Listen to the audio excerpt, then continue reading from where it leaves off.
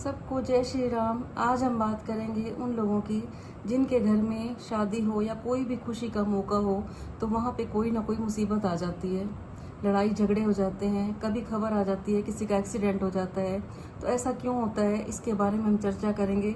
आपने नोट करना है कहीं आपका मंगल खराब तो नहीं है, क्योंकि जिसका मंगल खराब होता है उनके घर में कोई भी शुभ कार्य होगा। अगर आपने कोई मकान लिया, उसका मुहूर्त करवाना हो तो पहले कोई ना कोई मुसीबत आ जाएगी। आप सोचते कुछ हो और कुछ हो जाता है। तो आपने नोट करना है कि आपका मंगल खराब है। तो आज मैं आपको छोटे छोटे उपाय दूंगी जिससे आपके जीवन में मंगल ही मंगल होगा। आपके घर में कोई भी शुभ कार्य होगा तो आपके घर में कोई मुसीबत नहीं आएगी, आपके घर में खुशियों की लहर दौड़ जाएगी। तो आपने हमारी वीडियो बहुत ध्यान से देखनी है, कोई भी पॉइंट आपने मिस नहीं करना, इसे बिना स्किप किए हुए देखना है। और जिसने अभी तक मेरे चैनल को सब्सक्राइब ना किया हो वो सब्सक्राइब कर देना। तो शुरुआत करते हैं आज की वीडियो की।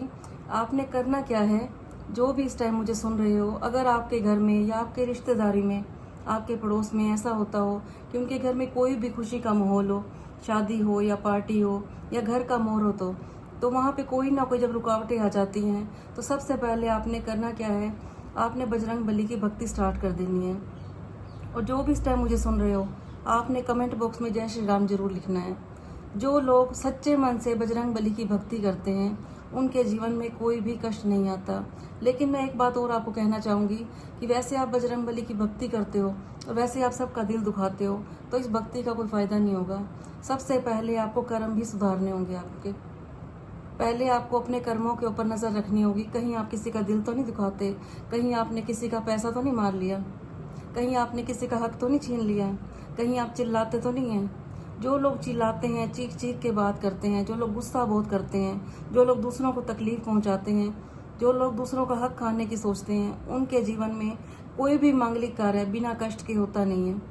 उनके वहाँ जब भी मांगलिक कार्य होगा कोई ना कोई झगड़ा हो जाएगा, किसी का एक्सीडेंट हो जाएगा, कहीं से बुरी खबर आ जाएगी।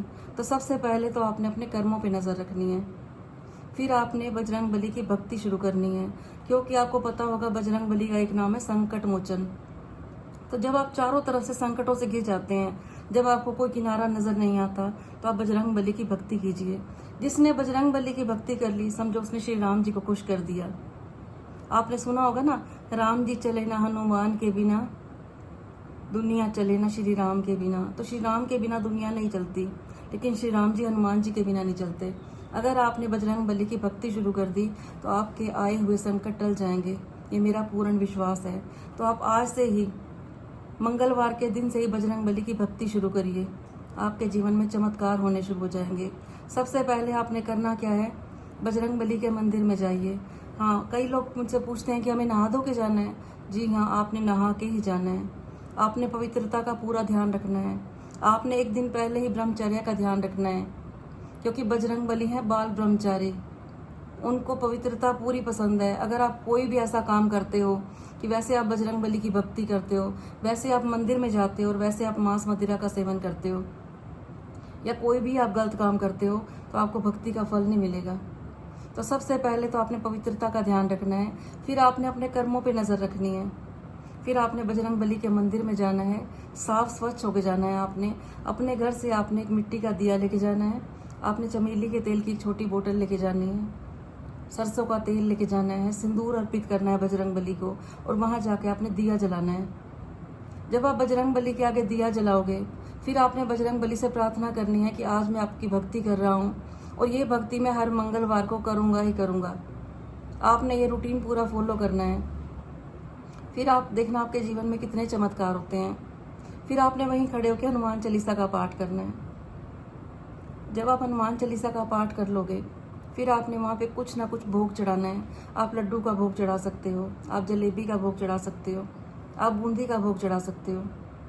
और एक काम और करना है, कई लोग क्या करते हैं, अपने घर से माचिस नहीं लेके जाते, वहाँ जाते हैं कि वहाँ माचिस मिल जाएगी। आपने कोशिश करनी है, आपने सारा सामान, माचिस, धूप, अगरबत्ती, दिया, आपने सब कुछ अपने घर से ही लेके जाना है। कई लोग सोचते हैं दिया वहाँ से मिल जाएगा हमें। आपने कुछ भी ये सोचना नहीं है कि मुझे वहाँ से मिल जाएगा, बल्कि आप अपनी माचिस भी वहीं पे छोड़ के आइए। तो आप वहाँ बैठ के हनुमान चालीसा का पाठ कीजिए और बजरंग बली से प्रार्थना कीजिए कि मेरे जीवन में जो संकट आए हैं उसे दूर करें। क्योंकि बजरंग बली हैं संकट मोचन, वो सबके संकट हरते हैं। बस आप श्रद्धा से कीजिए, पूरे विश्वास से कीजिए। कई लोग ये करते हैं कि ये काम होगा या नहीं होगा, कईयों के मन में डाउट रह जाता है। याद रखना, जिनके मन में 1% भी डाउट रह गया उनका काम नहीं बनता। आपने पूरा विश्वास रखना है कि बजरंग बली मेरे घर में मंगल ही मंगल करेंगे। जब आप विश्वास के साथ कोई काम करते हैं तो उसका रिजल्ट दुगना मिलता है। जब आपके अंदर संशय होता है कि पता नहीं मेरा ये काम होगा या नहीं होगा, अगर आपको किसी ने छोड़ दिया है, किसी ने धोखा दे दिया है, कहीं आपका पैसा डूब गया है, आपके घर में शादी होती है, लड़ाई झगड़े हो जाते हैं, कोई भी आप मांगलिक कार्य करते हो उसी में रुकावटें पड़ जाती हैं, तो आप आज से बजरंग बली की भक्ति शुरू कीजिए। फिर देखिए आप अपने जीवन में चमत्कार, क्योंकि चमत्कार उन्हीं के साथ होते हैं जिनके कर्म अच्छे होते हैं, जिनका दिल साफ होता है, जो किसी का बुरा नहीं करते, जो किसी का विश्वास नहीं तोड़ते। मैं ये बोलती हूँ कि जो सब पर विश्वास करता है परमात्मा उसका विश्वास बनाए रखता है। लेकिन कई लोग ऐसे होते हैं कि किसी पे विश्वास नहीं करते, वो हमारे से भी मिलते हैं तो ये कहेंगे हमारा काम बनेगा नहीं बनेगा। तो अगर आप आज से भक्ति शुरू कर रहे हो तो अपने मन में आपने पूरा विश्वास रखना है कि आप जो भक्ति कर रहे हो उसका फल आपको पूर्ण तरह से मिलेगा ही मिलेगा। और जो भी इस टाइम मुझे सुन रहे हो, आपने कमेंट में जय श्री राम जरूर लिखना है। जब आप जय श्री राम लिखोगे तो डायरेक्ट आपको बजरंग बली की कृपा मिलेगी। फिर आपने बाहर आकर, जो बजरंग बली के मंदिर के आगे लोग बैठे होते हैं मांगने वाले, आपने उनको कुछ मीठा और कुछ नमकीन खाने को देना है। आप उनको बूंदी भी बांट सकते हो, आप लड्डू भी बांट सकते हो, उनको आप समोसे पकोड़े भी खिला सकते हो। आपने उनको वो खिलाना है जो वो कभी ना खा सकें। कई लोग ऐसे होते हैं खाने के लिए तरस जाते हैं, तो आप मंदिरों में जाके सेवा कीजिए। फिर देखिए आपके पाप कैसे कटते हैं, कैसे आपका संकट दूर होता है। तो उम्मीद करूंगी आपको मेरी बातें अच्छी लगी होंगी। अच्छी लगी हो तो इन्हें लाइक कर देना और शेयर कर देना किसी ऐसे व्यक्ति के पास जो बहुत परेशान हो, क्योंकि इस टाइम दुनिया बहुत परेशान है। कोई तन दुखी, कोई धन दुखी, कोई मन दुखी। जो भी आपको लगता है आपके पड़ोस में, आपके रिश्तेदारी में, या कोई आपका दोस्त ऐसा है जो मुसीबतों में फंसा हुआ है, तो इसे आप शेयर कर देना।